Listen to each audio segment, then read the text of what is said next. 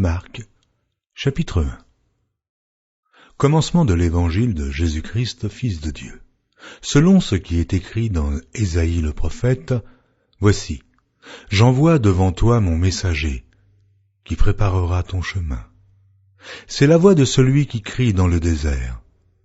Préparez le chemin du Seigneur, aplanissez ses sentiers. » Jean parut baptisant dans le désert et prêchant le baptême de repentance pour la rémission des péchés. Tout le pays de Judée et tous les habitants de Jérusalem se rendaient auprès de lui, et confessant leurs péchés, ils se faisaient baptiser par lui dans le fleuve du Jourdain. Jean avait un vêtement de poil de chameau et une ceinture de cuir autour des reins.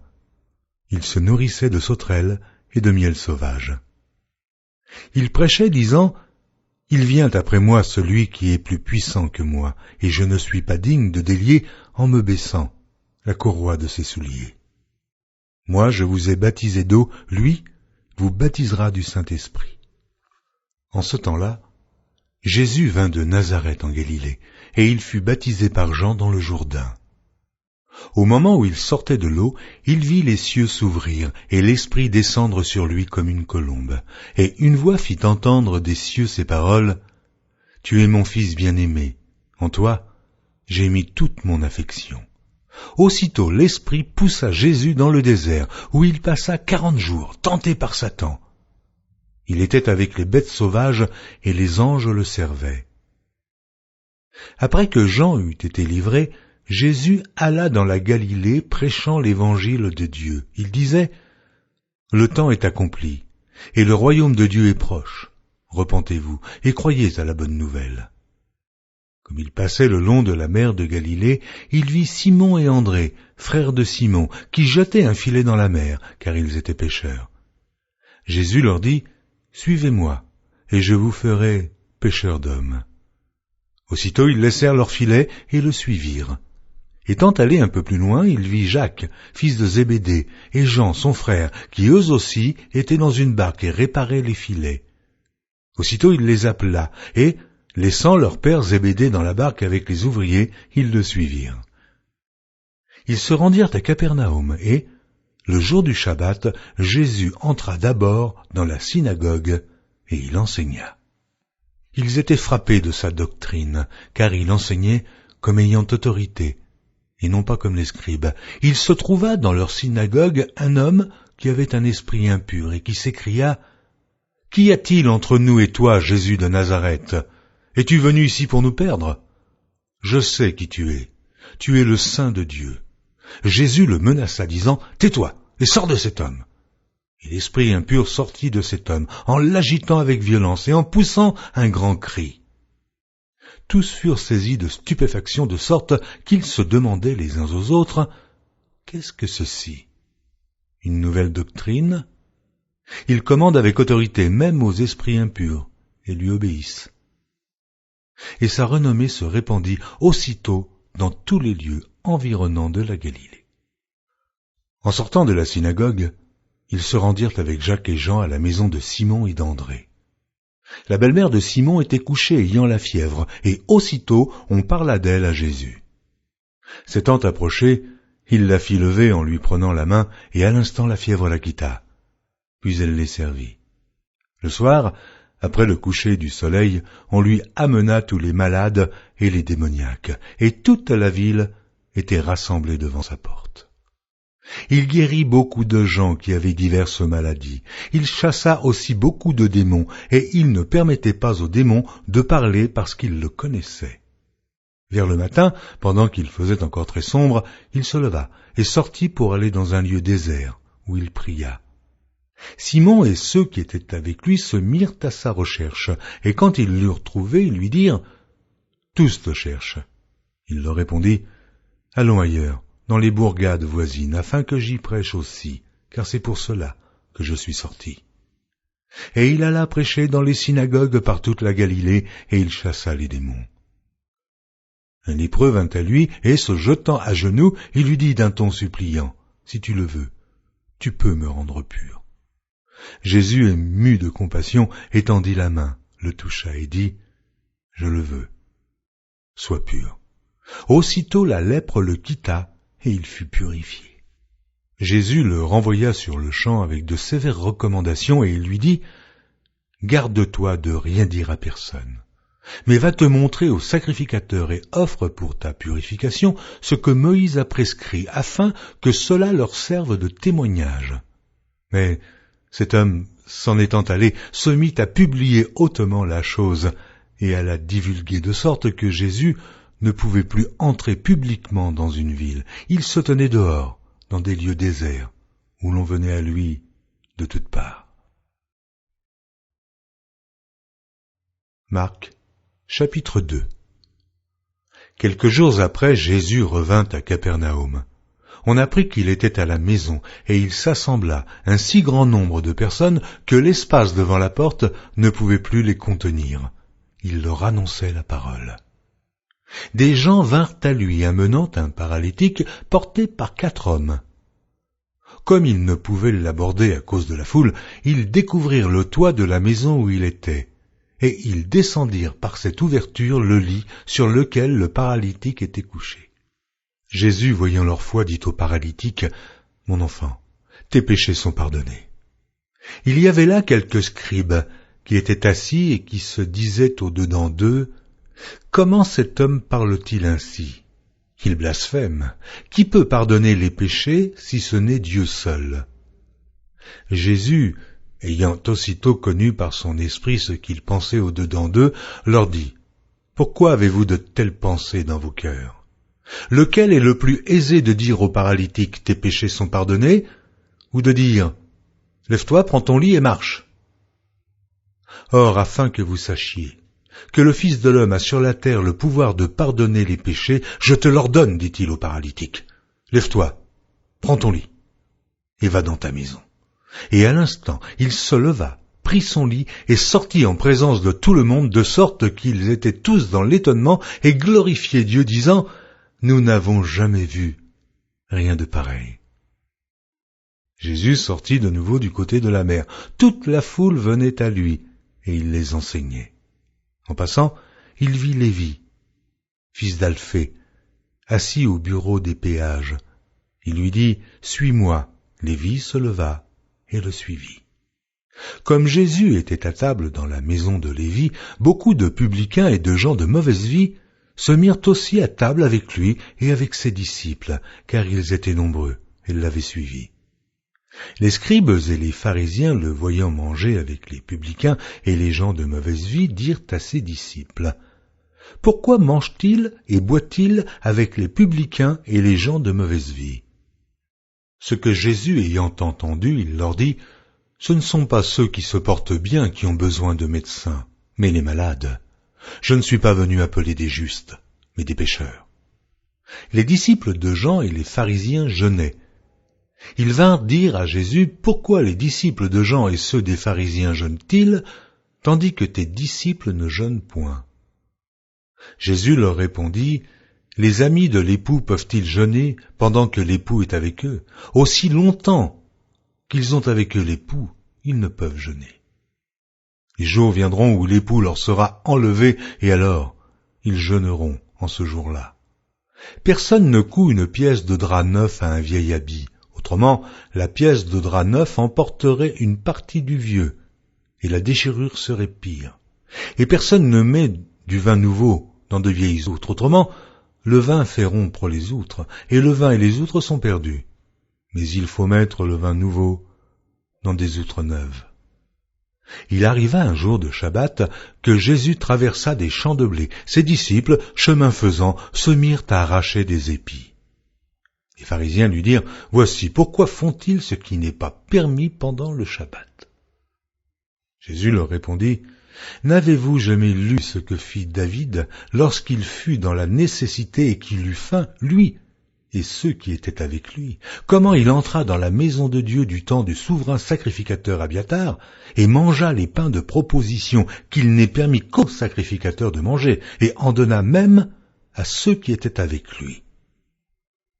Puis il leur dit, le Shabbat a été fait pour l'homme, et non l'homme pour le Shabbat, de sorte que le Fils de l'homme est maître même du Shabbat. Marc, chapitre 3. Jésus entra de nouveau dans la synagogue. Il s'y trouvait un homme qui avait la main sèche. Ils observaient Jésus pour voir s'il le guérirait le jour du Shabbat. C'était afin de pouvoir l'accuser.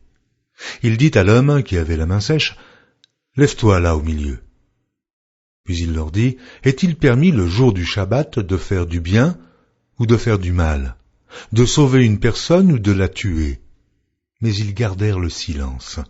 Alors, promenant ses regards sur eux avec indignation et en même temps affligé de l'endurcissement de leur cœur, il dit à l'homme, « Étends ta main. » Il l'étendit et sa main fut guérie.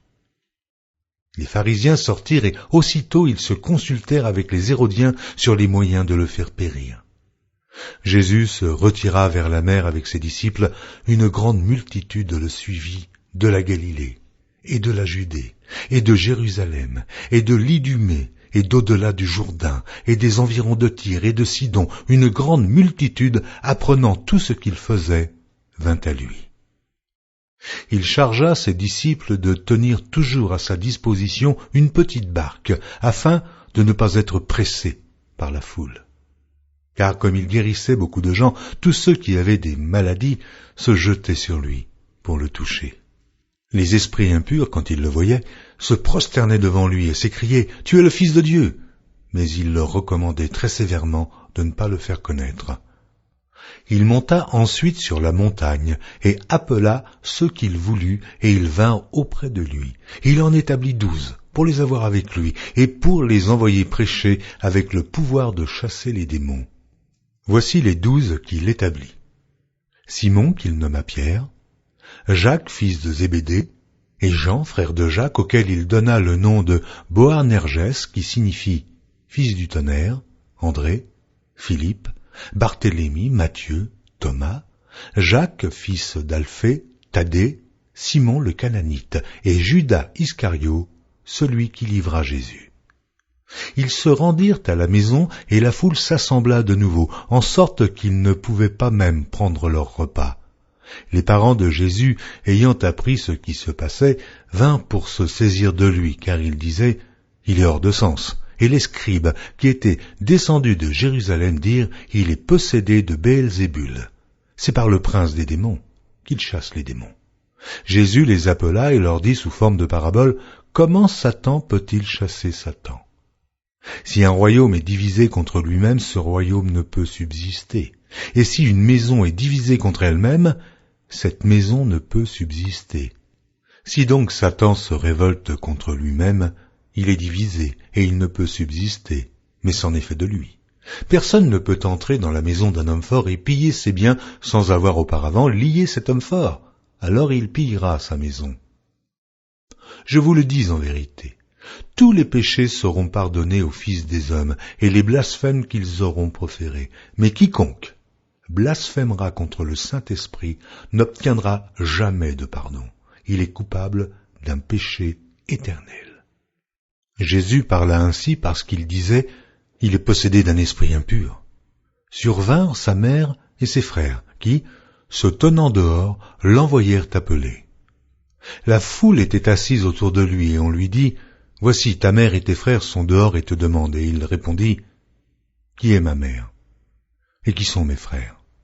Puis, jetant les regards sur ceux qui étaient assis autour de lui, « Voici, dit-il, ma mère et mes frères, car quiconque fait la volonté de Dieu, celui-là est mon frère, ma sœur et ma mère. » Marc, chapitre 4. Jésus se mit de nouveau à enseigner au bord de la mer. Une grande foule s'étant assemblée auprès de lui, il monta et s'assit dans une barque sur la mer. Toute la foule était à terre sur le rivage. Il leur enseigna beaucoup de choses en paraboles, et il leur dit dans son enseignement, « Écoutez, un semeur sortit pour semer. Comme il semait, une partie de la semence tomba le long du chemin. Les oiseaux vinrent et la mangèrent. Une autre partie tomba dans un endroit pierreux, où elle n'avait pas beaucoup de terre. Elle leva aussitôt parce qu'elle ne trouva pas un sol profond, mais Quand le soleil parut, elle fut brûlée et sécha, faute de racines. Une autre partie tomba parmi les épines montèrent et l'étouffèrent, et elle ne donna point de fruit. Une autre partie tomba dans la bonne terre, elle donna du fruit, qui montait et croissait, et elle rapportait 30, 60 et 100 pour un. Puis il dit, que celui qui a des oreilles pour entendre, entende. Lorsqu'il fut en particulier, ceux qui l'entouraient avec les 12 l'interrogèrent sur les paraboles. Il leur dit, c'est à vous qu'a été donné le mystère du royaume de Dieu.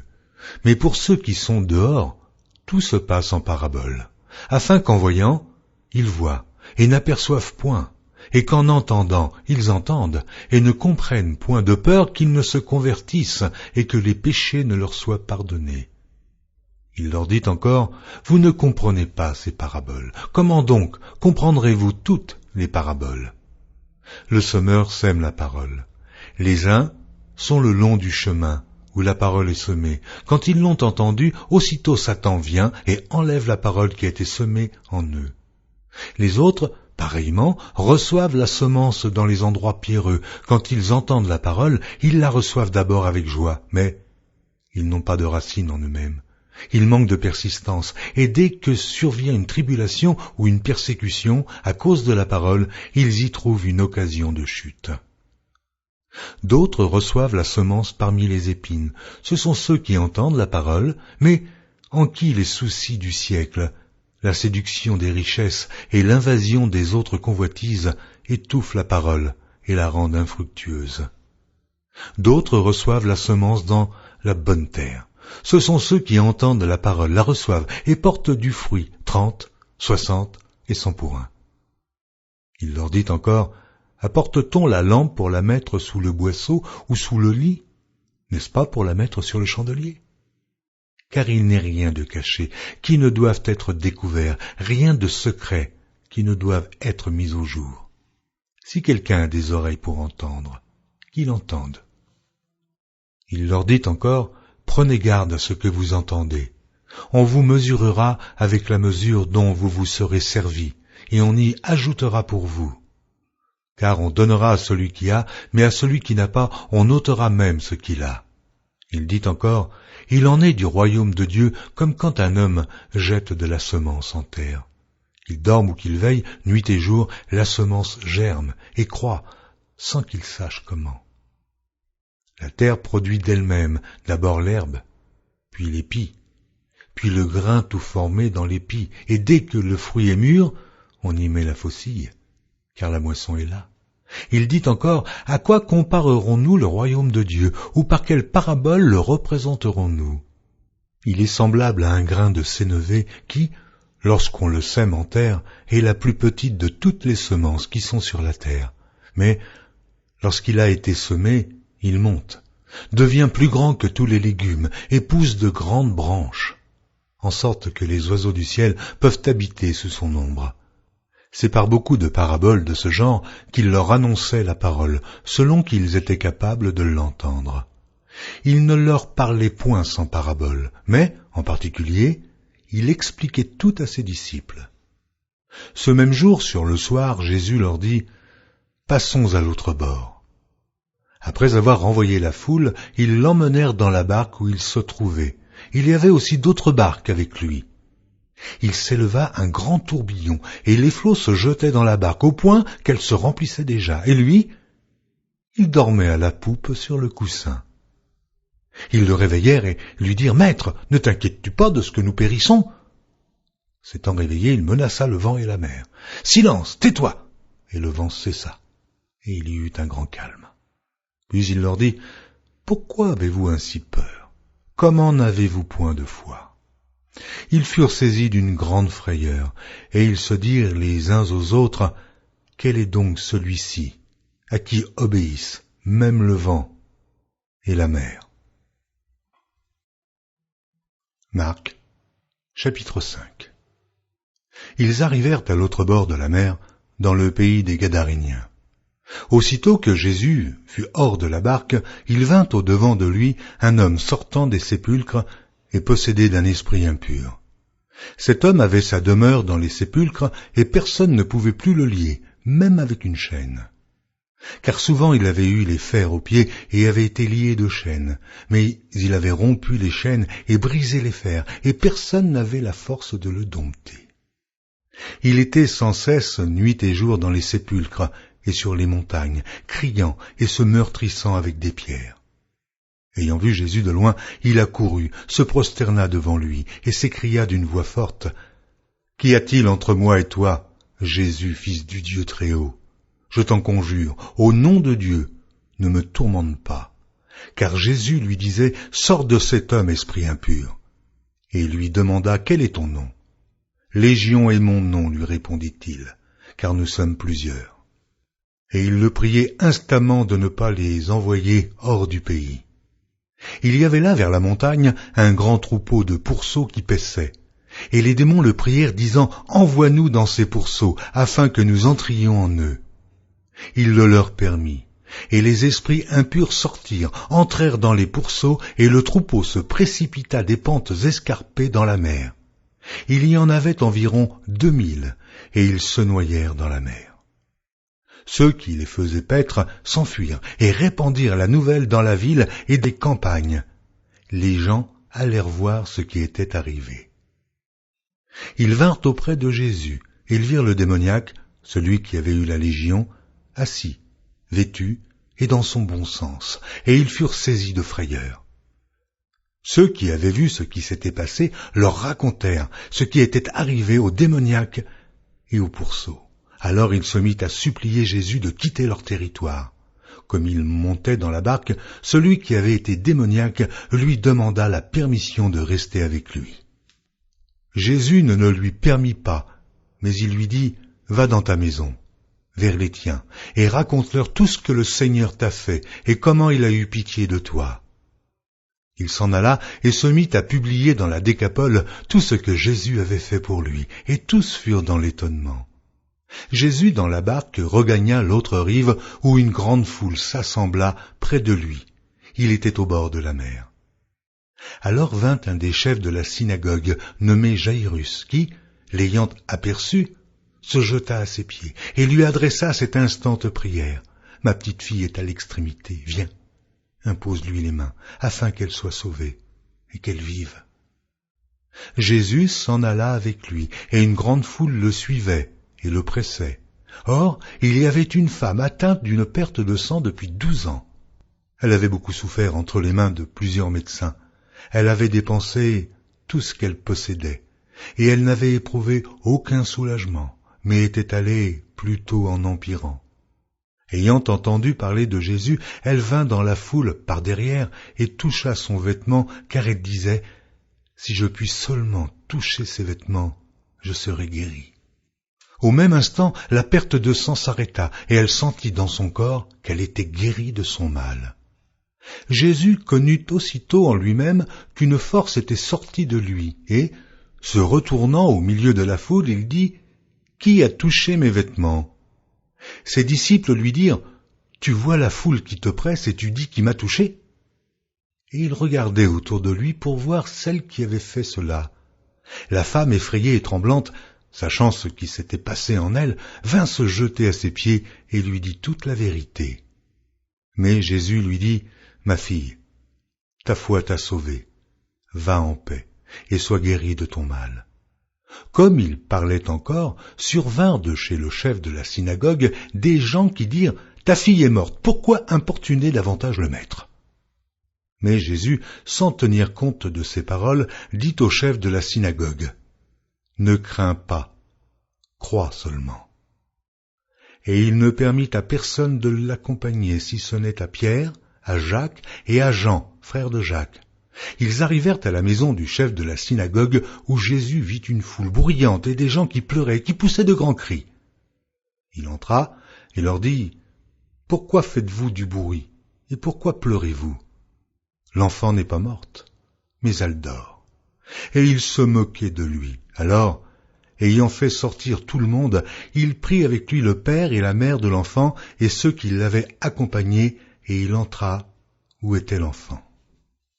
Il la saisit par la main et lui dit « Talitha koumi » ce qui signifie « Jeune fille, lève-toi, je te le dis ». Aussitôt la jeune fille se leva et se mit à marcher, car elle avait 12 ans, et ils furent dans un grand étonnement. Jésus leur adressa de fortes recommandations pour que personne ne sût la chose, et il dit qu'on donna à manger à la jeune fille. Marc, chapitre 6. Jésus partit de là et se rendit dans sa patrie. Ses disciples le suivirent. Quand le Shabbat fut venu, il se mit à enseigner dans la synagogue. Beaucoup de gens qui l'entendirent étaient étonnés et disaient « D'où lui viennent ces choses? Quelle est cette sagesse qui lui a été donnée? Et comment de tels miracles se font-ils par ses mains? N'est-ce pas le charpentier, le fils de Marie, le frère de Jacques, de José, de Jude et de Simon? Et ses sœurs ne sont-elles pas ici parmi nous ?» Et il était pour eux une occasion de chute. Mais Jésus leur dit, « Un prophète n'est méprisé que dans sa patrie, parmi ses parents et dans sa maison. Il ne put faire là aucun miracle, si ce n'est qu'il imposa les mains à quelques malades et les guérit. » Et ils s'étonnaient de leur incrédulité. Jésus parcourait les villages d'alentour en enseignant. Alors il appela les 12 et il commença à les envoyer 2 à 2 en leur donnant pouvoir sur les esprits impurs. Il leur prescrivit de ne rien prendre pour le voyage, si ce n'est un bâton, de n'avoir ni pain, ni sac, ni monnaie dans la ceinture, de chausser des sandales et de ne pas revêtir de tunique. Puis il leur dit, « Dans quelque maison que vous entriez, restez-y jusqu'à ce que vous partiez de ce lieu, et s'il y a quelque part des gens qui ne vous reçoivent ni ne vous écoutent, retirez-vous de là et secouez la poussière de vos pieds afin que cela leur serve de témoignage. » Ils partirent et ils prêchèrent la repentance. Ils chassaient beaucoup de démons et ils oignaient d'huile beaucoup de malades et les guérissaient. Le roi Hérode entendit parler de Jésus dont le nom était devenu célèbre et il dit « Jean-Baptiste est ressuscité des morts. » Et c'est pour cela qu'il se fait par lui des miracles. D'autres disaient « C'est Élie » et d'autres disaient « C'est un prophète, comme l'un des prophètes. » Mais Hérode, en apprenant cela, disait « Ce Jean que j'ai fait décapiter, c'est lui qui est ressuscité. » Car Hérode lui-même avait fait arrêter Jean et l'avait fait lier en prison à cause d'Hérodias, femme de Philippe, son frère, parce qu'il l'avait épousée et que Jean lui disait « Il ne t'est pas permis d'avoir la femme de ton frère. » Hérodias était irritée contre Jean et voulait le faire mourir, mais elle ne le pouvait, car Hérode craignait Jean, le connaissant pour un homme juste et saint. Il le protégeait, et après l'avoir entendu, il était souvent perplexe, et l'écoutait avec plaisir. Cependant, un jour propice arriva lorsque Hérode, à l'anniversaire de sa naissance, donna un festin assez grand, aux chefs militaires et aux principaux de la Galilée. La fille d'Hérodias entra dans la salle. Elle dansa et plut à Hérode et à ses convives. Le roi dit à la jeune fille, « Demande-moi ce que tu voudras, et je te le donnerai. » Il ajouta avec serment, « Ce que tu me demanderas, je te le donnerai. Fût-ce la moitié de mon royaume. » Étant sortie, elle dit à sa mère, « Que demanderai-je » Et sa mère répondit, « La tête de Jean-Baptiste. » Elle s'empressa de rentrer aussitôt vers le roi et lui fit cette demande, « Je veux que tu me donnes à l'instant, sur un plat, la tête de Jean-Baptiste. » Le roi fut attristé, mais à cause de ses serments et des convives, il ne voulut pas lui faire un refus. Il envoya sur le champ un garde avec ordre d'apporter la tête de Jean-Baptiste. Le garde alla décapiter Jean dans la prison et apporta la tête sur un plat. Il la donna à la jeune fille, et la jeune fille la donna à sa mère. Les disciples de Jean, ayant appris cela, vinrent prendre son corps et le mirent dans un sépulcre. Les apôtres, s'étant rassemblés auprès de Jésus, lui racontèrent tout ce qu'ils avaient fait et tout ce qu'ils avaient enseigné. Jésus leur dit, « Venez à l'écart dans un lieu désert et reposez-vous un peu, car il y avait beaucoup d'allants et de venants, et ils n'avaient même pas pris le temps de manger. » Ils partirent donc dans une barque pour aller à l'écart, dans un lieu désert. Beaucoup de gens les virent s'en aller, et ils les reconnurent, et de toutes les villes on accourut à pied, et on les devança au lieu où ils se rendaient. Quand il sortit de la barque, Jésus vit une grande foule et fut ému de compassion pour eux, parce qu'ils étaient comme des brebis qui n'ont point de berger, et il se mit à leur enseigner beaucoup de choses. Comme l'heure était déjà avancée, ses disciples s'approchèrent de lui et dirent « Ce lieu est désert, et l'heure est déjà avancée. Renvoie-les, afin qu'ils aillent dans les campagnes et dans les villages des environs pour s'acheter de quoi manger. » Jésus leur répondit « Donnez-leur vous-même à manger. » Mais ils lui dirent « Irions-nous acheter des pains pour 200 deniers et leur donnerions-nous à manger ?» Il leur dit « Combien avez-vous de pain ? Allez voir. » Et ils s'en assurèrent et répondirent « 5 et 2 poissons. » Alors il leur commanda de les faire tous asseoir par groupes sur l'herbe verte, et ils s'assirent par rangées de 100 et de 50. Il prit les 5 pains et les 2 poissons, et, levant les yeux vers le ciel, il rendit grâce, puis il rompit les pains, et il les donna aux disciples, afin qu'ils les distribuassent à la foule. Il partagea aussi les 2 poissons entre tous. Tous mangèrent et furent rassasiés. Et l'on emporta 12 paniers, pleins de morceaux de pain et de ce qui restait des poissons. Ceux qui avaient mangé les pains étaient 5000 hommes. Aussitôt après, il obligea ses disciples à monter dans la barque et à passer avant lui de l'autre côté, vers Bethsaïda, pendant que lui-même renverrait la foule. Quand il l'eut renvoyé, il s'en alla sur la montagne pour prier. Le soir étant venu, la barque était au milieu de la mer et Jésus était seul à terre. Il vit qu'ils avaient beaucoup de peine à ramer, car le vent leur était contraire. À la 4e veille de la nuit environ, il alla vers eux, marchant sur la mer, et il voulait les dépasser. Quand ils le virent marcher sur la mer, ils crurent que c'était un fantôme, et ils poussèrent des cris. Car ils le voyaient tous, et ils étaient troublés. Aussitôt Jésus leur parla et leur dit « Rassurez-vous, c'est moi. N'ayez pas peur. » Puis il monta vers eux dans la barque, et le vent cessa. Ils furent en eux-mêmes tous stupéfaits et remplis d'étonnement, car ils n'avaient pas compris le miracle des pains parce que leur cœur était endurci. Après avoir traversé la mer, ils vinrent dans le pays de Génézareth, et ils abordèrent. Quand ils furent sortis de la barque, les gens, ayant aussitôt reconnu Jésus, parcoururent tous les environs, et l'on se mit à apporter les malades sur des lits, partout où l'on apprenait qu'il était. En quelques lieues qu'il arriva dans les villages, dans les villes ou dans les campagnes, on mettait les malades sur les places publiques, et on le priait de leur permettre seulement de toucher le bord de son vêtement, et tous ceux qui le touchaient étaient guéris. Marc, chapitre 7. Les pharisiens et quelques scribes venus de Jérusalem s'assemblèrent auprès de Jésus. Ils virent quelques-uns de ses disciples prendre leur repas avec des mains impures, c'est-à-dire non lavées. Or les pharisiens et tous les juifs ne mangent pas sans s'être lavés soigneusement les mains, conformément à la tradition des anciens. Et quand ils reviennent de la place publique, ils ne mangent qu'après s'être purifiés. Oh, ils ont encore beaucoup d'autres observances traditionnelles, comme le lavage des coupes, des cruches et des vases d'airain. Et les pharisiens et les scribes lui demandèrent « Pourquoi tes disciples ne suivent-ils pas la tradition des anciens, mais prennent-ils leur repas avec des mains impures ?»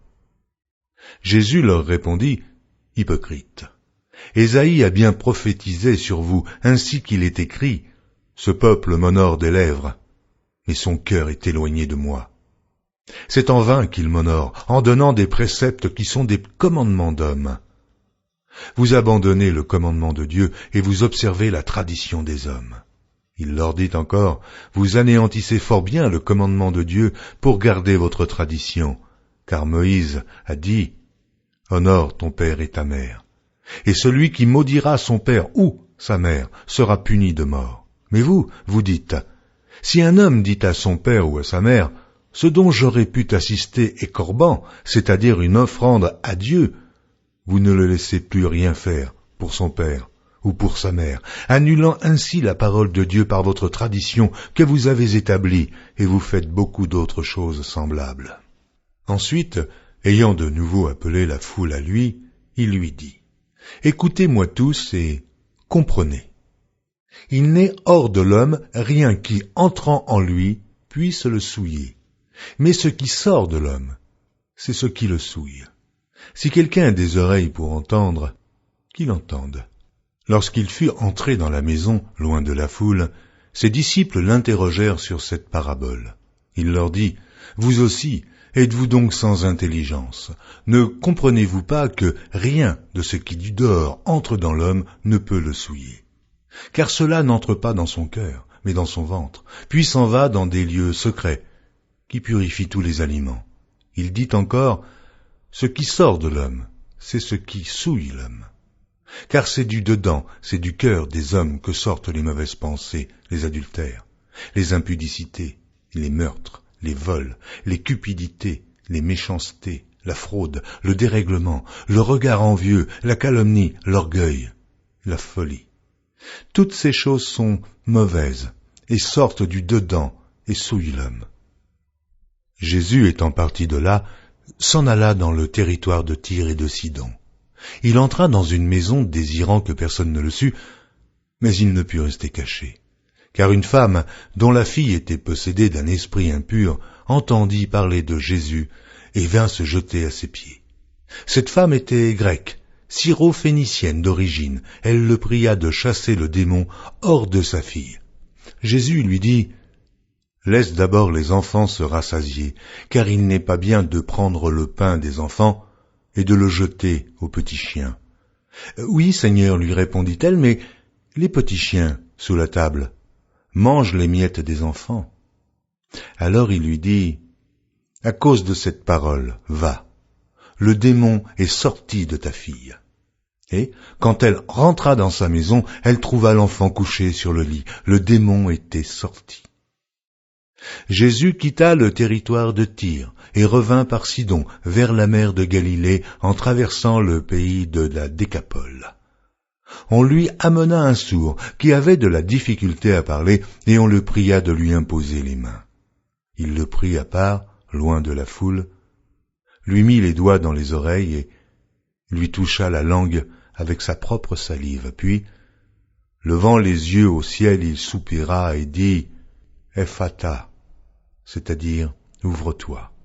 Ainsi ses oreilles s'ouvrirent, sa langue se délia, et il parla très bien. Jésus leur recommanda de n'en parler à personne, mais plus il le leur recommanda, plus ils le publièrent. Ils étaient dans le plus grand étonnement et disaient « Il fait tout à merveille. Même il fait entendre les sourds et parler les muets. » Marc, chapitre 8. En ces jours-là, une foule nombreuse s'étant de nouveau réunie et n'ayant pas de quoi manger, Jésus appela les disciples et leur dit, « Je suis ému de compassion pour cette foule, car voilà 3 jours qu'ils sont près de moi, et ils n'ont rien à manger. Si je les renvoie chez eux à jeun, les forces leur manqueront en chemin, car quelques-uns d'entre eux sont venus de loin. » Ses disciples lui répondirent, « Comment pourrait-on les rassasier de pain ici, dans un lieu désert ?» Jésus leur demanda, « Combien avez-vous de pain ?» 7, répondit-il. Alors il fit asseoir la foule par terre, prit les 7 pains et, après avoir rendu grâce, il les rompit et les donna à ses disciples pour les distribuer. Et ils les distribuèrent à la foule. Il avait encore quelques petits poissons, et Jésus, ayant rendu grâce, les fit aussi distribuer. Ils mangèrent et furent rassasiés, et l'on emporta 7 corbeilles pleines de morceaux qui restaient. Ils étaient environ 4000 hommes. Ensuite, Jésus les renvoya.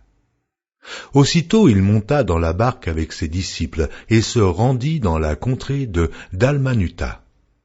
Les pharisiens survinrent, se mirent à discuter avec Jésus, et, pour l'éprouver, lui demandèrent un signe venant du ciel. Jésus, soupirant profondément en son esprit, dit, « Pourquoi cette génération demande-t-elle un signe? Je vous le dis en vérité, Il ne sera point donné de signe à cette génération. » Puis il les quitta et remonta dans la barque pour passer sur l'autre bord. Les disciples avaient oublié de prendre des pains. Il n'en avait qu'un seul avec eux dans la barque. Jésus leur fit cette recommandation. « Gardez-vous avec soin du levain des pharisiens et du levain d'Hérode. » Les disciples raisonnaient entre eux et disaient « C'est parce que nous n'avons pas de pain. » Jésus, l'ayant connu, leur dit « Pourquoi raisonnez-vous sur ce que vous n'avez pas de pain? Êtes-vous encore sans intelligence et ne comprenez-vous pas? Avez-vous le cœur endurci? Ayant des yeux, ne voyez-vous pas? Ayant des oreilles, n'entendez-vous pas? Et n'avez-vous point de mémoire? Quand j'ai rompu les 5 pains pour les 5000 hommes, combien de paniers pleins de morceaux avez-vous emportés? 12, lui répondirent-ils. Et quand j'ai rompu les 7 pains pour les 4000 hommes, combien de corbeilles pleines de morceaux avez-vous emportés? 7, répondirent-ils. Et il leur dit, ne comprenez-vous pas encore? Ils se rendirent à Bethsaïda, et on amena vers Jésus un aveugle, qu'on le pria de toucher. Il prit l'aveugle par la main, et le conduisit hors du village, puis il lui mit de la salive sur les yeux, lui imposa les mains, et lui demanda s'il voyait quelque chose. Il regarda et dit, « J'aperçois les hommes, mais j'en vois comme des arbres, et qui marchent. » Jésus lui mit de nouveau les mains sur les yeux, et, quand l'aveugle regarda fixement, il fut guéri, et vit tout distinctement. Alors Jésus le renvoya dans sa maison en disant, « N'entre pas au village. » Jésus s'en alla avec ses disciples dans les villages de Césarée de Philippe, et il leur posa en chemin cette question, « Qui dit-on que je suis ?» Ils répondirent, « Jean-Baptiste, les autres Élie, les autres l'un des prophètes, et vous, leur demanda-t-il, « Qui dites-vous que je suis ?» Pierre lui répondit, « Tu es le Christ. » Jésus leur recommanda sévèrement de ne dire cela de lui à personne.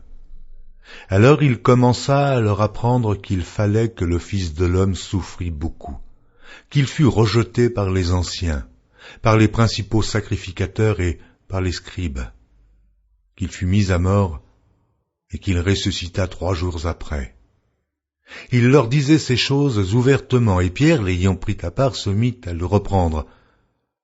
Mais Jésus, se retournant et regardant ses disciples, réprimanda Pierre et dit, « Arrière de moi, Satan, car tu ne conçois pas les choses de Dieu, tu n'as que des pensées humaines. » Puis, ayant appelé la foule avec ses disciples, il leur dit, « Si quelqu'un veut venir après moi, qu'il renonce à lui-même, qu'il se charge de sa croix et qu'il me suive. Car celui qui voudra sauver sa vie la perdra, mais celui qui perdra sa vie à cause de moi et de la bonne nouvelle la sauvera. Et que sert-il à un homme de gagner tout le monde s'il perd son âme?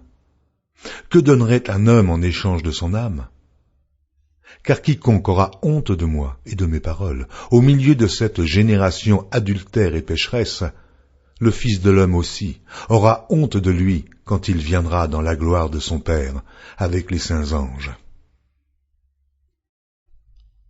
Marc, chapitre 9. Il leur dit encore, « Je vous le dis en vérité, quelques-uns de ceux qui sont ici ne mourront point, qu'ils n'aient vu le royaume de Dieu venir avec puissance. » 6 jours après, Jésus prit avec lui Pierre, Jacques et Jean, et il les conduisit seuls à l'écart sur une haute montagne. Il fut transfiguré devant eux. Ses vêtements devinrent resplendissants, et d'une telle blancheur qu'il n'est pas de foulon sur la terre qui puisse blanchir ainsi. Élie et Moïse leur apparurent, s'entretenant avec Jésus. Pierre, prenant la parole, dit à Jésus, « Rabbi, il est bon que nous soyons ici. Dressons 3 tentes, une pour toi, une pour Moïse et une pour Élie, car ils ne savaient que dire, l'effroi les ayant saisis. » Une nuée vint les couvrir, et de la nuée sortit une voix, « Celui-ci est mon fils bien-aimé, écoutez-le. » Aussitôt les disciples regardèrent tout autour, et ils ne virent que Jésus, seul, avec eux. Comme il descendait de la montagne, Jésus leur recommanda de ne dire à personne ce qu'ils avaient vu, jusqu'à ce que le Fils de l'homme fût ressuscité des morts. Ils retinrent cette parole, se demandant entre eux ce que c'est que ressusciter des morts. Les disciples lui firent cette question: pourquoi les scribes disent-ils qu'il faut qu'Élie vienne premièrement? Il leur répondit: Élie viendra premièrement et rétablira toutes choses. Et pourquoi est-il écrit du Fils de l'homme qu'il doit souffrir beaucoup et être méprisé? Mais je vous dis qu'Élie est venu, et qu'ils l'ont traité comme ils ont voulu, selon ce qu'il est écrit de lui. Lorsqu'ils furent arrivés près des disciples, ils virent autour d'eux une grande foule et des scribes qui discutaient avec eux. Dès que la foule vit Jésus, elle fut surprise et accourut pour le saluer. Il leur demanda: sur quoi discutez-vous avec eux? Et un homme de la foule lui répondit: Maître, j'ai amené auprès de toi mon fils qui est possédé d'un esprit muet. En quelque lieu qu'il le saisisse, il le jette par terre, l'enfant écume, grince des dents et devient tout raide. J'ai prié tes disciples de chasser l'esprit, et ils n'ont pas pu. Race d'incrédules, leur dit Jésus, jusque à quand serai-je avec vous? Jusque à quand vous supporterai-je? Amenez-le-moi. On le lui amena. Et aussitôt que l'enfant vit Jésus, l'esprit l'agita avec violence. Il tomba par terre et se roulait en écumant. Jésus demanda au Père: combien y a-t-il de temps que cela lui arrive? Depuis son enfance, répondit-il. Et souvent l'esprit l'a jeté dans le feu et dans l'eau pour le faire périr. Mais si tu peux quelque chose, viens à notre secours, aie compassion de nous. Jésus lui dit: si tu peux, mais tout est possible à celui qui croit. Aussitôt le père et l'enfant s'écria: je crois, viens au secours de mon incrédulité. Jésus, voyant accourir la foule, menaça l'esprit impur et lui dit: esprit muet et sourd, je te l'ordonne, sors de cet enfant et n'y entre plus. Et il sortit en poussant des cris et en l'agitant avec une grande violence. L'enfant devint comme mort, de sorte que plusieurs disaient qu'il était mort. Mais Jésus, l'ayant pris par la main, le fit lever. Il se tint debout. Quand Jésus fut entré dans la maison, ses disciples lui demandèrent en particulier: pourquoi n'avons-nous pu chasser cet esprit? Et il leur dit: cette espèce-là ne peut sortir que par la prière. Ils partirent de là et traversèrent la Galilée. Jésus ne voulait pas qu'on le sût, car il enseignait ses disciples et il leur dit: le Fils de l'homme sera livré entre les mains des hommes, ils le feront mourir, et 3 jours après qu'il aura été mis à mort, il ressuscitera. Mais les disciples ne comprenaient pas cette parole, et ils craignaient de l'interroger. Ils arrivèrent à Capernaum.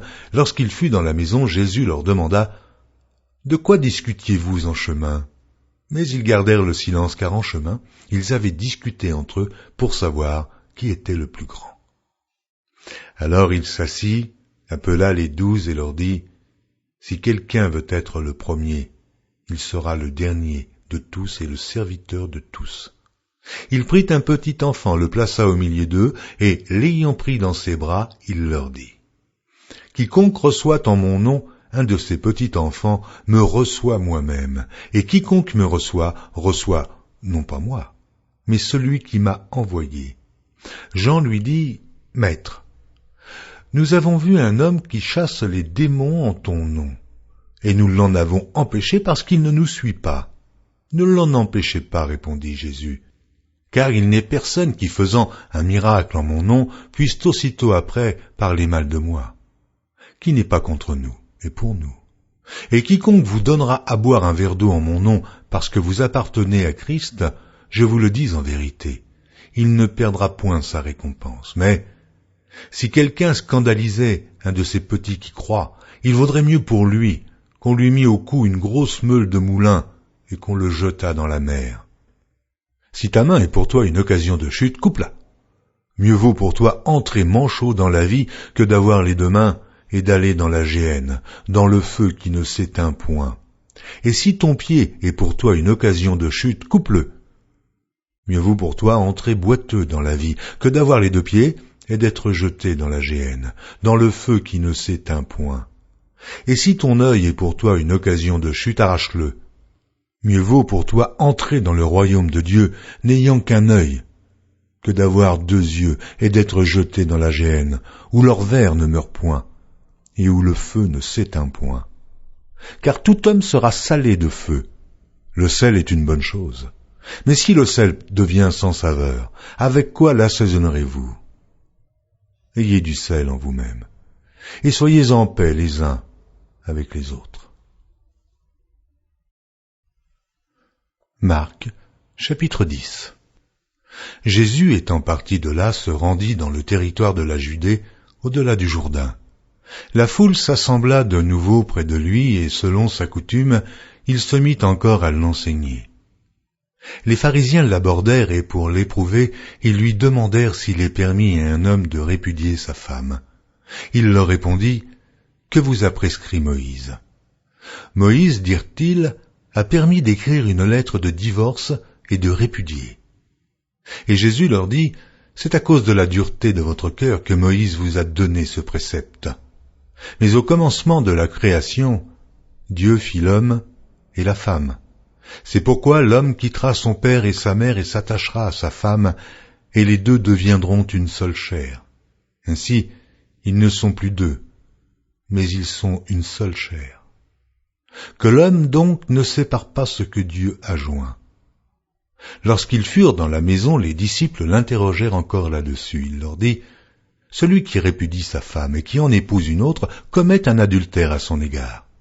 Et si une femme quitte son mari et en épouse un autre, elle commet un adultère. » On lui amena des petits-enfants, afin qu'il les touchât, mais les disciples reprirent ceux qui les amenaient.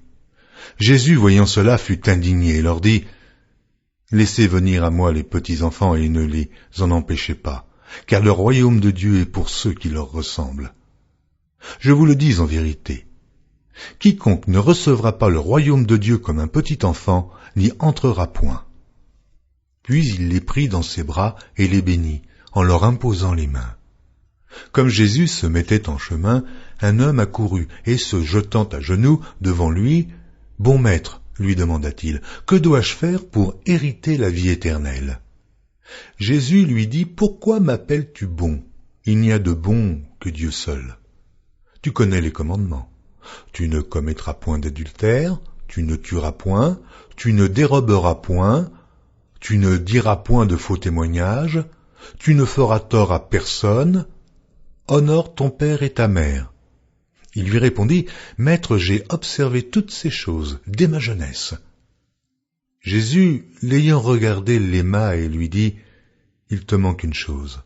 Va, vends tout ce que tu as, donne-le aux pauvres, et tu auras un trésor dans le ciel, puis viens et suis-moi. » Mais, affligé de cette parole, cet homme s'en alla tout triste, car il avait de grands biens. Jésus, regardant autour de lui, dit à ses disciples qu'il sera difficile à ceux qui ont des richesses d'entrer dans le royaume de Dieu. Les disciples furent étonnés de ce que Jésus parlait ainsi et, reprenant, il leur dit, « Mes enfants, il est difficile à ceux qui se confient dans les richesses d'entrer dans le royaume de Dieu. Il est plus facile à un chameau de passer par le trou d'une aiguille qu'à un riche d'entrer dans le royaume de Dieu. » Les disciples furent encore plus étonnés, et ils se dirent les uns aux autres, « Et qui peut être sauvé ?» Jésus les regarda et dit, « Cela est impossible aux hommes, mais non à Dieu, car tout est possible à Dieu. » Pierre se mit à lui dire, « Voici, nous avons tout quitté et nous t'avons suivi. » Jésus répondit, « Je vous le dis en vérité, il n'est personne qui, ayant quitté à cause de moi et à cause de la bonne nouvelle sa maison, ou ses frères, ou ses sœurs, ou sa mère, ou son père, ou ses enfants, ou ses terres, ne reçoivent au centuple présentement dans ce siècle-ci des maisons des frères, des sœurs, des mères, des enfants et des terres, avec des persécutions, et, dans le siècle à venir, la vie éternelle. Plusieurs des premiers seront les derniers, et plusieurs des derniers seront les premiers. » Ils étaient en chemin pour monter à Jérusalem, et Jésus allait au-devant d'eux. Les disciples étaient troublés, ils le suivaient avec crainte. Et Jésus prit de nouveau les 12 auprès de lui et commença à leur dire ce qui devait lui arriver. Voici, nous montons à Jérusalem et le Fils de l'homme sera livré aux principaux sacrificateurs et aux scribes. Ils le condamneront à mort et ils le livreront aux païens qui se moqueront de lui, cracheront sur lui, le battront de verge et le feront mourir. Et 3 jours après, il ressuscitera. Les fils de Zébédée, Jacques et Jean, s'approchèrent de Jésus et lui dirent, « Maître, nous voudrions que tu fisses pour nous ce que nous te demanderons. » Il leur dit, « Que voulez-vous que je fasse pour vous ?» « Accorde-nous, lui dirent-ils, d'être assis l'un à ta droite et l'autre à ta gauche, quand tu seras dans la gloire. » Jésus leur répondit, « Vous ne savez ce que vous demandez. Pouvez-vous boire la coupe que je dois boire, ou être baptisé du baptême dont je dois être baptisé ?» Nous le pouvons, dirent-ils. Et Jésus leur répondit, « Il est vrai que vous boirez la coupe que je dois boire, et que vous serez baptisés du baptême dont je dois être baptisé. Mais pour ce qui est d'être assis à ma droite ou à ma gauche, cela ne dépend pas de moi, et ne sera donné qu'à ceux à qui cela est réservé. » Les 10, ayant entendu cela, commencèrent à s'indigner contre Jacques et Jean. Jésus les appela et leur dit, « Vous savez que ceux qu'on regarde comme les chefs des nations les tyrannisent et que les grands les dominent. Il n'en est pas de même au milieu de vous. Mais quiconque veut être grand parmi vous, qu'il soit votre serviteur, et quiconque veut être le premier parmi vous, qu'il soit l'esclave de tous. Car le Fils de l'homme est venu, non pour être servi, mais pour servir et donner sa vie, comme la rançon de plusieurs. » Ils arrivèrent à Jéricho, et lorsque Jésus en sortit avec ses disciples et une assez grande foule, le fils de Timée, Bartimée, mendiant, aveugle, était assis au bord du chemin. Il entendit que c'était Jésus de Nazareth et il se mit à crier, « Fils de David, Jésus, aie pitié de moi !» Plusieurs le reprenaient pour le faire taire, mais il criait beaucoup plus fort, « Fils de David, aie pitié de moi !» Jésus s'arrêta et dit, « Appelez-le. » Ils appelèrent l'aveugle en lui disant, « Prends courage, lève-toi, il t'appelle. » L'aveugle jeta son manteau et se levant d'un bond, vint vers Jésus. Jésus, prenant la parole, lui dit, « Que veux-tu que je fasse ?» « Rabouni, lui répondit l'aveugle, « que je recouvre la vue. » Et Jésus lui dit, « Va, ta foi t'a sauvé. » Aussitôt il recouvra la vue et suivit Jésus dans le chemin. Marc, chapitre 11. Lorsqu'ils approchèrent de Jérusalem et qu'il fut près de Bethphagée et de Béthanie, vers la montagne des Oliviers, Jésus envoya 2 de ses disciples, en leur disant, « Allez au village qui est devant vous, dès que vous y serez entrés, vous trouverez un ânon attaché sur lequel aucun homme ne s'est encore assis. Détachez-le et amenez-le. Si quelqu'un vous dit, pourquoi faites-vous cela, répondez, le Seigneur en a besoin, et à l'instant, il le laissera venir ici. » Les disciples, étant allés, trouvèrent l'ânon attaché dehors, près d'une porte, au contour du chemin, et ils le détachèrent. Quelques-uns de ceux qui étaient là leur dirent, « Mais que faites-vous? Pourquoi détachez-vous cet ânon ?» Ils répondirent comme Jésus l'avait dit, et on les laissa aller. Ils amenèrent à Jésus l'ânon, sur lequel ils jetèrent leurs vêtements, et Jésus s'assit dessus. Beaucoup de gens étendirent leurs vêtements sur le chemin, et d'autres des branches qu'ils coupèrent dans les champs. Ceux qui précédaient et ceux qui suivaient Jésus criaient « Hosanna, béni soit celui qui vient au nom du Seigneur, béni soit le règne qui vient, le règne de David notre Père, Hosanna dans les lieux très hauts. » Jésus entra à Jérusalem dans le temple. Quand il eut tout considéré, comme il était déjà tard, il s'en alla à Béthanie avec les 12. Le lendemain, après qu'ils furent sortis de Béthanie, Jésus eut faim. Apercevant de loin un figuier qui avait des feuilles, il alla voir s'il y trouverait quelque chose, et, s'en étant approché, il ne trouva que des feuilles, car ce n'était pas la saison des figues. Prenant alors la parole, il lui dit, « Que jamais personne ne mange de ton fruit. » Et ses disciples l'entendirent. Ils arrivèrent à Jérusalem, et Jésus entra dans le temple, et il se mit à chasser ceux qui vendaient et qui achetaient dans le temple. Il renversa les tables des changeurs et les sièges des vendeurs de pigeons, et ne laissant personne transporter aucun objet à travers le temple. Et il enseignait et disait, n'est-il pas écrit ? Ma maison sera appelée une maison de prière pour toutes les nations, mais vous en avez fait une caverne de voleurs. Les principaux sacrificateurs et les scribes, l'ayant entendu, cherchèrent les moyens de le faire périr, car ils craignaient, parce que toute la foule était frappée de sa doctrine. Quand le soir fut venu, Jésus sortit de la ville. Le matin, en passant, les disciples virent le figuier séché jusqu'aux racines. Pierre, se rappelant ce qui s'était passé, dit à Jésus, « Rabbi, regarde le figuier que tu as maudit, a séché. » Jésus prit la parole et leur dit, « Ayez foi en Dieu. Je vous le dis en vérité. Si quelqu'un dit à cette montagne, « Ôte-toi de là et jette-toi dans la mer », et s'il ne doute point en son cœur, mais croit que ce qu'il a dit arrive, il le verra s'accomplir. C'est pourquoi je vous dis, tout ce que vous demanderez en priant, croyez que vous l'avez reçu, et vous le verrez s'accomplir. Et, lorsque vous êtes debout, faisant votre prière, si vous avez quelque chose contre quelqu'un, pardonnez, afin que votre Père qui est dans les cieux vous pardonne aussi vos offenses. Mais si vous ne pardonnez pas, votre Père qui est dans les cieux ne vous pardonnera pas non plus vos offenses. Ils se rendirent de nouveau à Jérusalem et, pendant que Jésus se promenait dans le temple, les principaux sacrificateurs et les scribes et les anciens vinrent à lui et lui dirent, « Par quelle autorité fais-tu ces choses?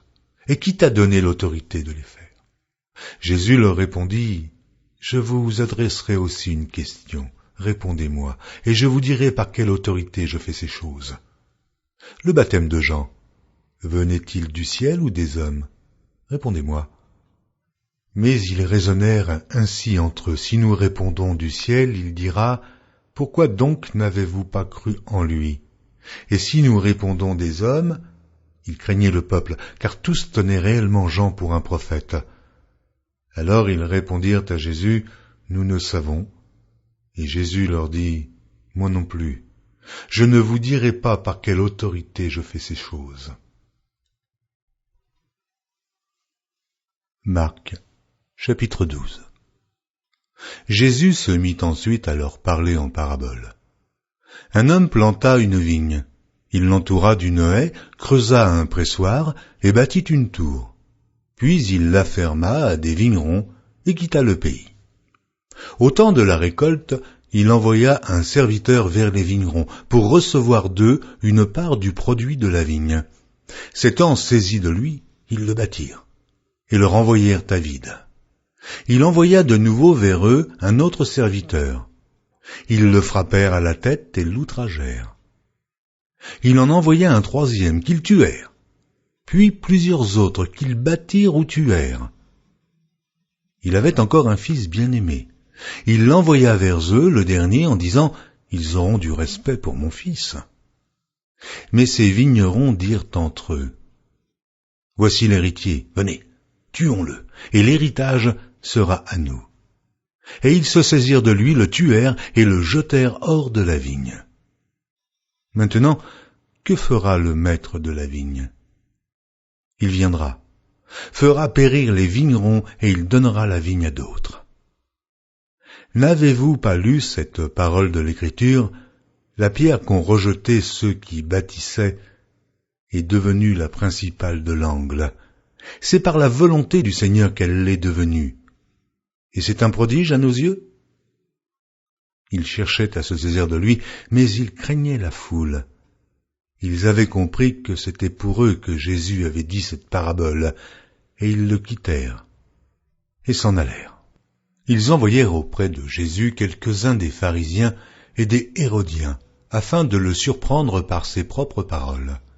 Et ils vinrent lui dire, « Maître, nous savons que tu es vrai, et que tu ne t'inquiètes de personne, car tu ne regardes pas à l'apparence des hommes, et tu enseignes la voie de Dieu selon la vérité. Est-il permis ou non de payer le tribut à César? Devons-nous payer ou ne pas payer? Jésus, connaissant leur hypocrisie, leur répondit, « Pourquoi me tentez-vous? Apportez-moi un denier afin que je le voie. » Ils en apportèrent un, et Jésus leur demanda de qui sont cette effigie et cette inscription.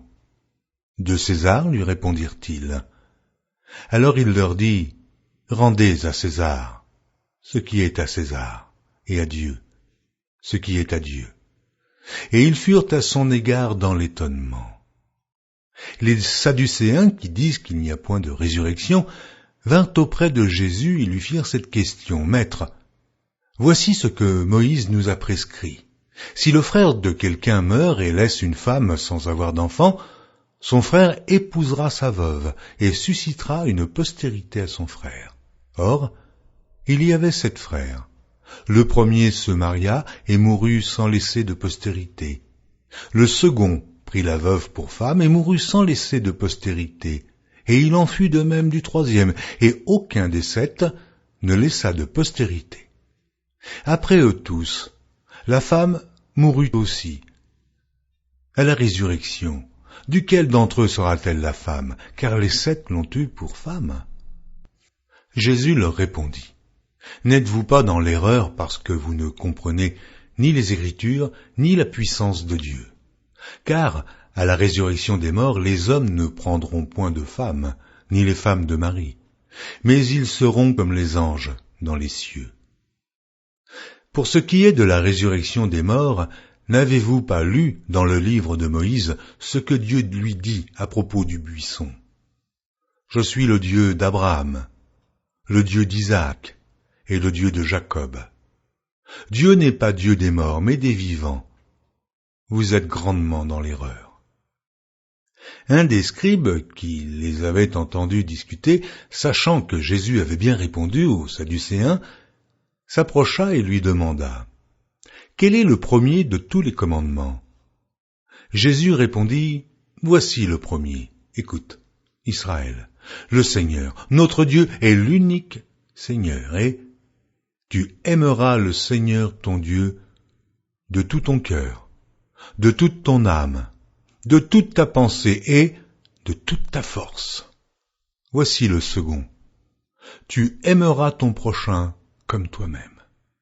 Il n'y a pas d'autre commandement plus grand que cela. » Le scribe lui dit, « Bien, maître, tu as dit avec vérité que Dieu est unique et qu'il n'y en a point d'autre que lui, et que l'aimer de tout son cœur, de toute sa pensée, de toute son âme et de toute sa force, et aimer son prochain comme soi-même, c'est plus que tous les holocaustes et tous les sacrifices. » Jésus, voyant qu'il avait répondu avec intelligence, lui dit, « Tu n'es pas loin du royaume de Dieu. » Et personne n'osa pu lui proposer de question.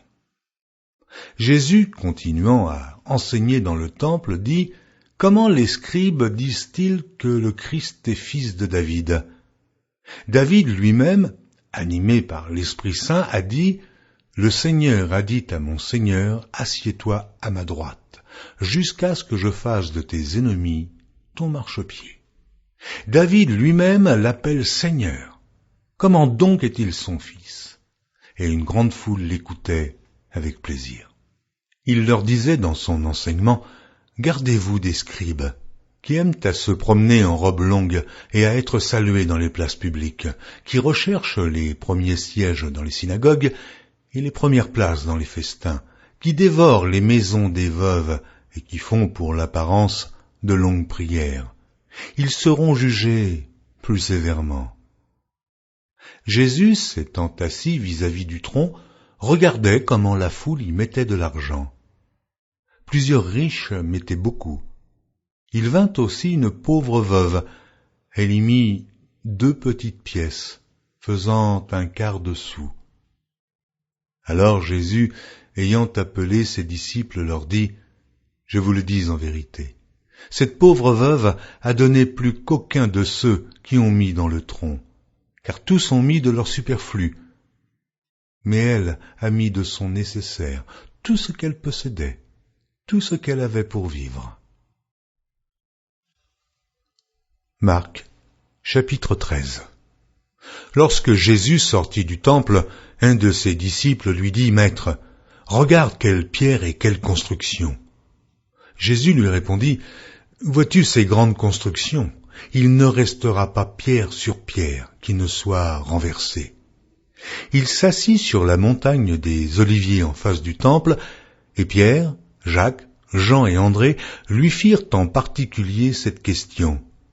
« Dis-nous quand cela arrivera-t-il, et à quel signe connaîtra-t-on que toutes ces choses vont s'accomplir ?» Jésus se mit alors à leur dire, « Prenez garde que personne ne vous séduise, car plusieurs viendront sous mon nom disant « C'est moi », et ils séduiront beaucoup de gens. Quand vous entendrez parler de guerre et de bruit de guerre, ne soyez pas troublés, car il faut que ces choses arrivent, mais ce ne sera pas encore la fin. Une nation s'élèvera contre une nation et un royaume contre un royaume. Il y aura des tremblements de terre en divers lieux, il y aura des famines. Ce ne sera que le commencement des douleurs. Prenez garde à vous-même. On vous livrera aux tribunaux, et vous serez battus de verges dans les synagogues. Vous comparaîtrez devant des gouverneurs et devant des rois à cause de moi, pour leur servir de témoignage. Il faut premièrement que la bonne nouvelle soit prêchée à toutes les nations.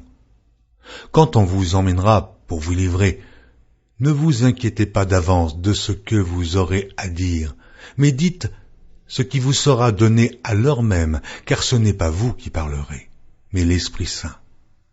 Le frère livrera son frère à la mort et le père son enfant. Les enfants se soulèveront contre leurs parents et les feront mourir. Vous serez haïs de tous à cause de mon nom, mais celui qui persévérera jusqu'à la fin sera sauvé. Lorsque vous verrez l'abomination de la désolation établie là où elle ne doit pas être, que celui qui lit fasse attention. Alors, que ceux qui seront en Judée fuient dans les montagnes. Que celui qui sera sur le toit ne descende pas et n'entre pas pour prendre quelque chose dans sa maison, et que celui qui sera dans les champs ne retourne pas en arrière pour prendre son manteau. Malheurs aux femmes qui seront enceintes et à celles qui allaiteront en ces jours-là. Priez pour que ces choses n'arrivent pas en hiver. Car la détresse en ces jours sera telle qu'il n'y en a point eu de semblable depuis le commencement du monde que Dieu a créé jusqu'à présent, et qu'il n'y en aura jamais. Et si le Seigneur n'avait abrégé ces jours, personne ne serait sauvé, mais il les a abrégés à cause des élus qu'il a choisis.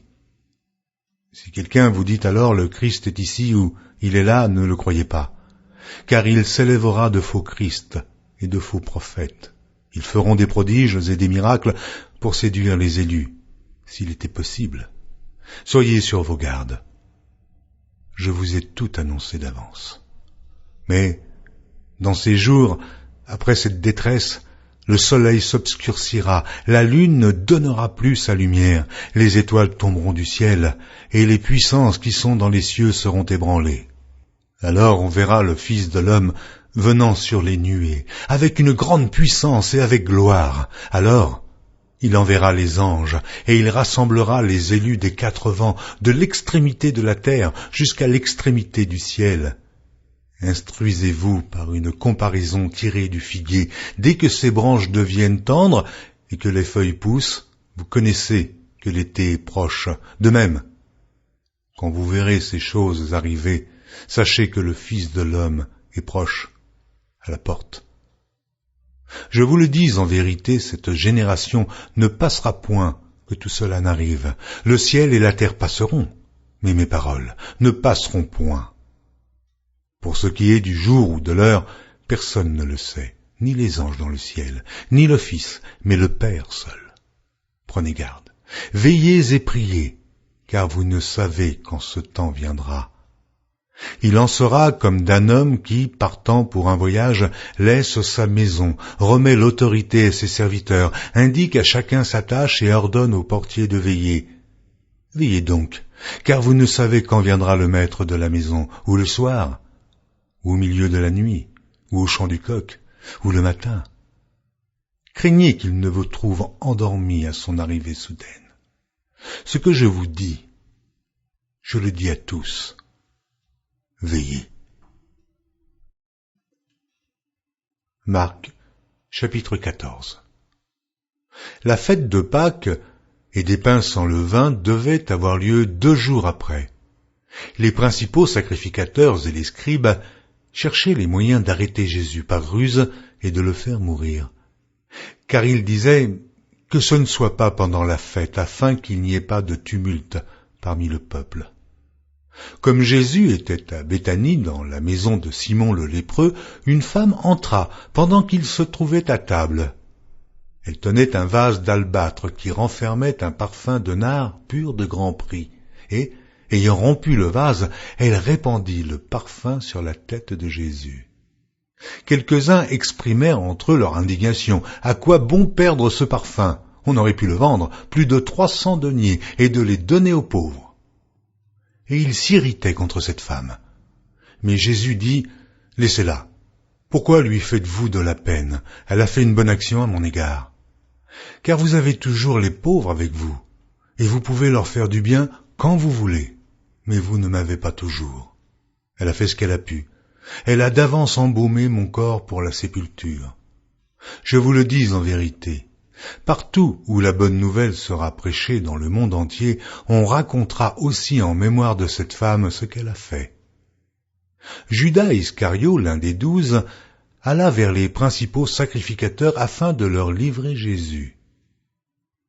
Après l'avoir entendu, ils furent dans la joie et promirent de lui donner de l'argent, et Judas cherchait une occasion favorable pour le livrer.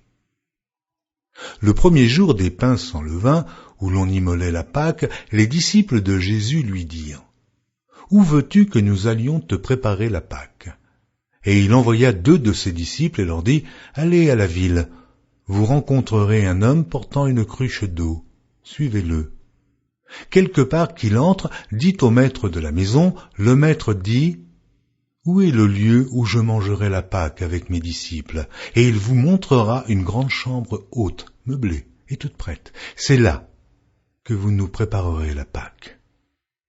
Les disciples partirent, arrivèrent à la ville et trouvèrent les choses comme il le leur avait dit. Ils préparèrent la Pâque. Le soir étant venu, il arriva avec les 12. Pendant qu'ils étaient à table et qu'ils mangeaient, Jésus dit, « Je vous le dis en vérité, l'un de vous qui mange avec moi me livrera. » Ils commencèrent à s'attrister et à lui dire, l'un après l'autre, « Est-ce moi ?» Il leur répondit, « C'est l'un des 12 qui met avec moi la main dans le plat. Le Fils de l'homme s'en va selon ce qui est écrit de lui, mais malheur à l'homme par qui le Fils de l'homme est livré. Mieux vaudrait pour cet homme qu'il ne fût pas né. » Pendant qu'il mangeait, Jésus prit du pain, et, après avoir rendu grâce, il le rompit et le leur donna en disant, « Prenez, ceci est mon corps. » Il prit ensuite une coupe, et après avoir rendu grâce, il la leur donna, et ils burent tous. Et il leur dit, « Ceci est mon sang, le sang de l'alliance, qui est répandu pour plusieurs. Je vous le dis en vérité, je ne boirai plus jamais du fruit de la vigne jusqu'au jour où je le boirai nouveau dans le royaume de Dieu. » Après avoir chanté les cantiques, ils se rendirent à la montagne des Oliviers. Jésus leur dit, « Vous serez tous scandalisés, car il est écrit, « Je frapperai le berger, et les brebis seront dispersées, mais, après que je serai ressuscité, je vous précéderai en Galilée. » Pierre lui dit, « Quand tous seraient scandalisés, je ne serai pas scandalisé. » Et Jésus lui dit, « Je te le dis en vérité, toi, aujourd'hui, cette nuit même, avant que le coq chante 2 fois, tu me renieras 3 fois. » Mais Pierre reprit plus fortement, « Quand il me faudrait mourir avec toi, je ne te renierai pas. » Et tous dirent la même chose. Ils allèrent ensuite dans un lieu appelé Gethsémane, et Jésus dit à ses disciples, « Asseyez-vous ici, pendant que je prierai. » Il prit avec lui Pierre, Jacques et Jean, et il commença à éprouver de la frayeur et des angoisses. Et il leur dit, « Mon âme est triste jusqu'à la mort. Restez ici, et veillez. » Puis, ayant fait quelques pas en avant, il se jeta contre terre, et pria que, s'il était possible, cette heure s'éloignât de lui. Il disait, « Abba, Père, toutes choses te sont possibles. Éloigne de moi cette coupe. Toutefois, non pas ce que je veux, mais ce que tu veux. » Et il vint vers les disciples qu'il trouva endormis, et il dit à Pierre, « Simon, tu dors? Tu n'as pu veiller 1 heure. Veillez et priez afin que vous ne tombiez pas en tentation. L'esprit est bien disposé, mais la chair est faible. » Il s'éloigna de nouveau et fit la même prière. Il revint et les trouva encore endormis, car leurs yeux étaient appesantis. Ils ne surent que lui répondre. Il revint pour la 3e fois et leur dit, « Dormez maintenant et reposez-vous. C'est assez, l'heure est venue. Voici, le Fils de l'homme est livré aux mains des pécheurs. Levez-vous, allons. Voici celui qui me livre approche. » Et aussitôt, comme il parlait encore, arriva Judas, l'un des 12, et avec lui une foule armée d'épées et de bâtons, envoyés par les principaux sacrificateurs, par les scribes et par les anciens. Celui qui le livrait leur avait donné ce signe. « Celui que je baiserai, c'est lui. Saisissez-le et emmenez-le sûrement. » Dès qu'il fut arrivé, il s'approcha de Jésus, disant, « Rabbi !» et il le baisa. Alors, ces gens mirent la main sur Jésus et le saisirent. Un de ceux qui étaient là, tirant l'épée, frappa le serviteur du souverain sacrificateur et lui emporta l'oreille. Jésus, prenant la parole, leur dit, « Vous êtes venus comme après un brigand, avec des épées et des bâtons, pour vous emparer de moi. J'étais tous les jours parmi vous, enseignant dans le temple, et vous ne m'avez pas saisi. Mais c'est afin que les Écritures soient accomplies. » Alors tous l'abandonnèrent et prirent la fuite. Un jeune homme le suivait, et n'ayant sur le corps qu'un drap, on se saisit de lui, mais il lâcha son vêtement et se sauva tout nu. Ils emmenèrent Jésus chez le souverain sacrificateur, où s'assemblèrent tous les principaux sacrificateurs, les anciens et les scribes. Pierre le suivit de loin jusque dans l'intérieur de la cour du souverain sacrificateur. Il s'assit avec les serviteurs et il se chauffait près du feu. Les principaux sacrificateurs et tout le Sanhédrin cherchaient un témoignage contre Jésus pour le faire mourir. Et ils n'en trouvaient point, car plusieurs rendaient de faux témoignages contre lui, mais les témoignages ne s'accordaient pas. Quelques-uns se levèrent et portèrent un faux témoignage contre lui, disant « Nous l'avons entendu dire, je détruirai ce temple fait de main d'homme, et en 3 jours, j'en bâtirai un autre qui ne sera pas fait de main d'homme. » Et même sur ce point-là, leur témoignage ne s'accordait pas. Alors, le souverain sacrificateur, se levant au milieu de l'assemblée, interrogea Jésus et dit, « Ne réponds-tu rien? Qu'est-ce que ces gens déposent contre toi ?» Jésus garda le silence et ne répondit rien. Le souverain sacrificateur l'interrogea de nouveau et lui dit, « Es-tu le Christ, le Fils du Dieu béni ?»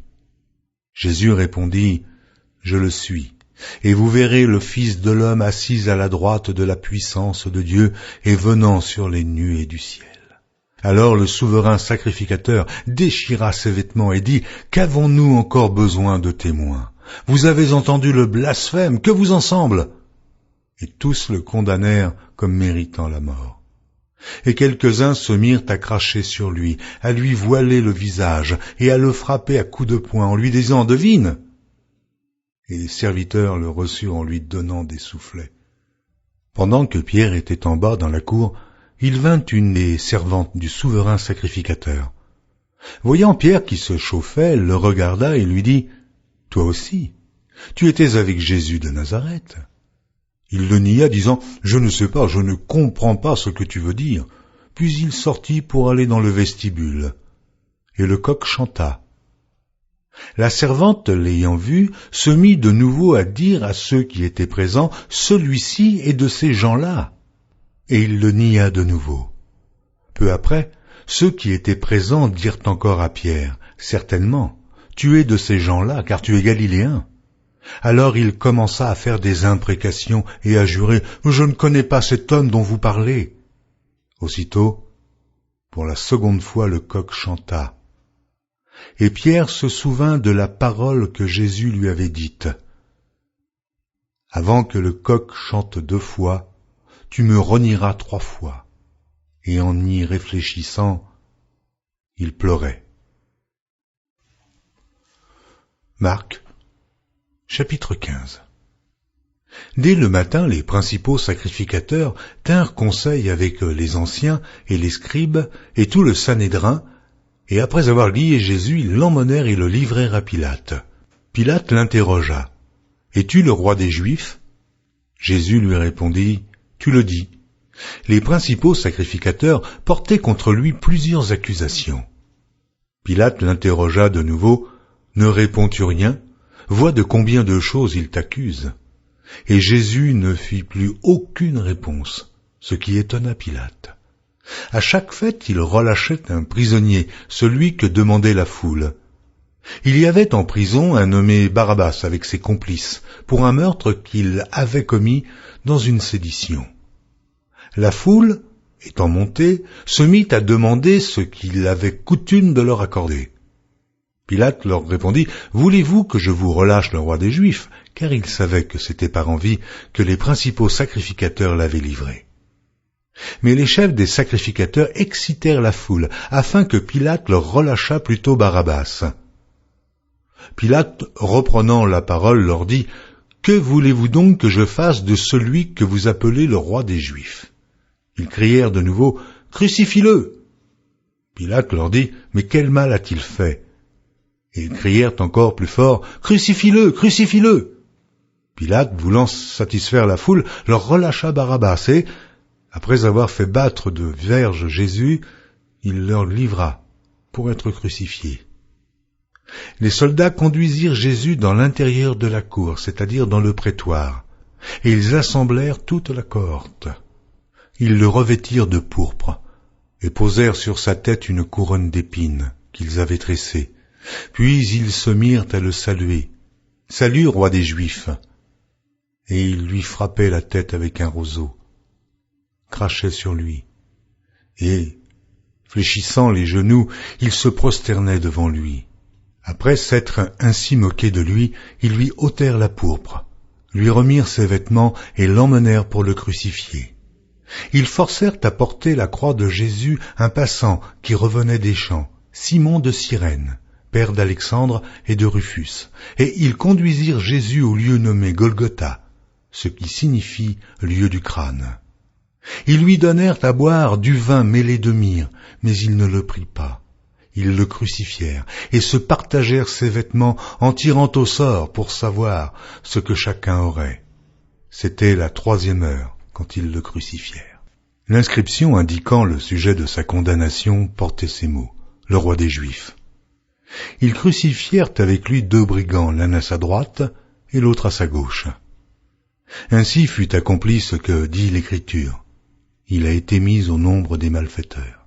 Les passants l'injuriaient et secouaient la tête en disant « Et toi, qui détruis le temple et qui le rebâtit en 3 jours, sauve-toi toi-même en descendant de la croix. » Les principaux sacrificateurs aussi, avec les scribes, se moquaient entre eux et disaient « Il a sauvé les autres et il ne peut se sauver lui-même.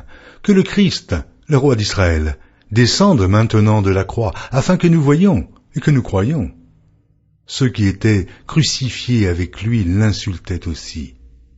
La 6e heure étant venue, il y eut des ténèbres sur toute la terre, jusqu'à la 9e heure. Et à la 9e heure, Jésus s'écria d'une voix forte, « Eloi, Eloi, lama sabachthani » ce qui signifie « Mon Dieu, pourquoi m'as-tu abandonné ?» Quelques-uns de ceux qui étaient là, l'ayant entendu dire « Voici, il appelle Élie ». Et l'un d'eux courut remplir une éponge de vinaigre, et l'ayant fixé à un roseau, il lui donna à boire en disant « Laissez, Voyons si Élie viendra le descendre. » Mais Jésus, ayant poussé un grand cri, expira. Le voile du temple se déchira en deux, depuis le haut jusqu'en bas.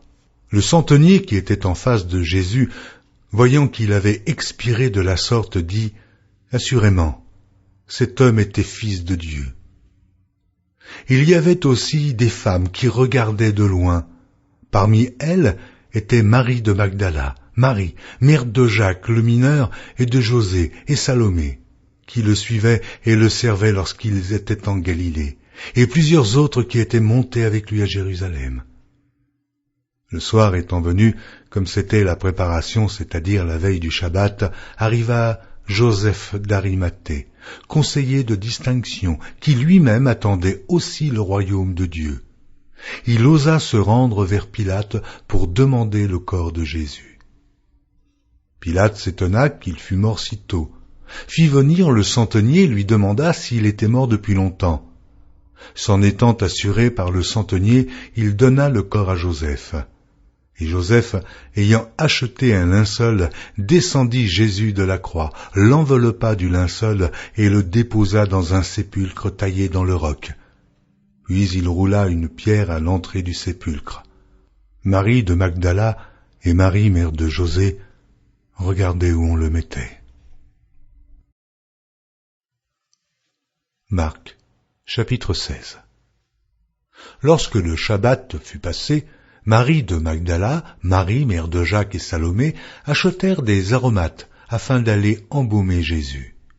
Le premier jour de la semaine, elles se rendirent au sépulcre de grand matin, comme le soleil venait de se lever.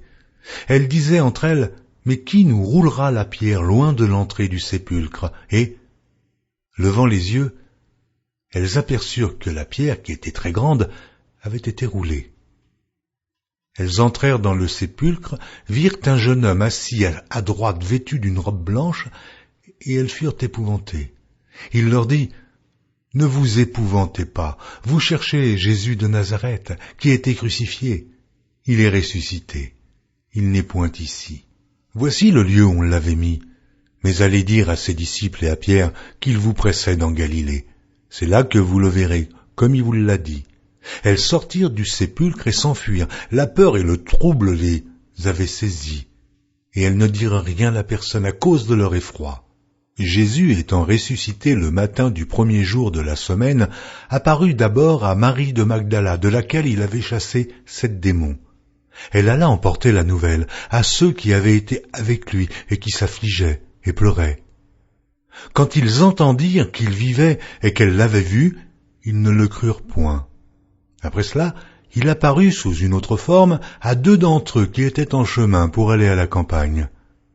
Ils revinrent l'annoncer aux autres, qui ne les crurent pas non plus. Enfin, il apparut aux 11, pendant qu'ils étaient à table, et il leur reprocha leur incrédulité et la dureté de leur cœur, parce qu'ils n'avaient pas cru ceux qui l'avaient vu ressusciter. Puis il leur dit, « Allez par tout le monde, et prêchez la bonne nouvelle à toute la création. Celui qui croira et qui sera baptisé sera sauvé, mais celui qui ne croira pas sera condamné. Voici les miracles qui accompagneront ceux qui auront cru. En mon nom, ils chasseront les démons. Ils parleront de nouvelles langues. Ils saisiront des serpents. S'ils boivent quelque breuvage mortel, ils ne leur feront point de mal. Ils imposeront les mains aux malades, et les malades seront guéris. » Le Seigneur, après leur avoir parlé, fut enlevé au ciel, et il s'assit à la droite de Dieu. Et ils s'en allèrent prêcher partout. Le Seigneur travaillait avec eux, et confirmait la parole par les miracles qui l'accompagnaient.